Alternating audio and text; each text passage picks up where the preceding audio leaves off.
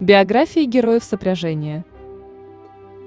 Джинны – магические создания, сотворенные великой и загадочной силой. Айнаин был создан несовершенным. На протяжении столетий он много работал, чтобы преодолеть ощущение своего несовершенства. За свое усердие и преданность магии воздуха Айнаин был призван в сопряжение. По меркам джиннов Бриса еще совсем молодая. Не закончив обучение, она ушла воевать в Эрафию во время войн Возрождения. Там, где не хватало знаний, ей приходилось добирать практическим опытом. Гномы любят золото, и некоторые больше, чем другие, но никто из них не владеет силами земли, чтобы находить золото с таким же постоянством, как Гриндан. Джилар с раннего детства отличался мудростью, выдающейся даже для эльфа. На зов сопряжения он отреагировал со свойственной для себя невозмутимостью. 4 года тому назад могучий маг призвал Игнису в этот мир. Не имея возможности вернуться обратно, она странствовала по Антагричу, покуда не была призвана в сопряжение.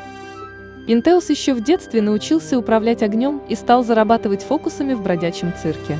Поговаривали, что он сын элементаля огня. Однажды ночью он почувствовал зов и навсегда покинул свой цирк. Теперь он мастерски владеет магией огня и служит сопряжению. Будучи весьма одаренным, Кальд был призван в сопряжение, где он мог бы утолить свою жажду знаний, изучая различные дисциплины. Лабета родилась в бедной семье, а ее родители были убиты во время войн Возрождения. Она была взята дендроидами и доставлена для службы в Авлии, где ее сила владения стихией земли быстро возрастала. Когда она почувствовала зов сопряжения, то быстро откликнулась. Среди элементалей воды развернулась ожесточенная борьба за право вступить в ряды сопряжения.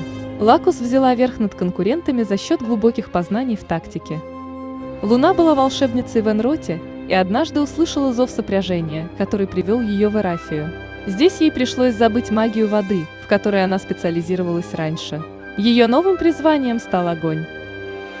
Манер создания чистой энергии, и, разумеется, он наслаждается свободой, которую дает ему эта форма. В то же время он испытывает большой интерес к материальным созданиям, и стремление узнать о них больше привело его в сопряжение. Сфера интересов Пасис – материальные формы жизни. Глубокое понимание природы этих существ и опыт взаимодействия с ними сделали ее идеальным кандидатом для управления основными силами сопряжения. Тунар много лет прожила в столице Эрафии, и за это время стала отлично разбираться в боевой тактике и управлении поместьями. Дружба со смертными заслужила ей место в рядах сопряжения. Фьюр молод и еще не имел шанса достойно проявить себя в бою, но его ярость не имеет себе равных. Полагают, что он станет одним из самых величайших героев сопряжения. Циэль выросла в Авлии на берегу океана, и древние воды навсегда остались у нее в душе. Она исходила немало земель в поисках того, что влекло ее, и нашла новый дом в сопряжении.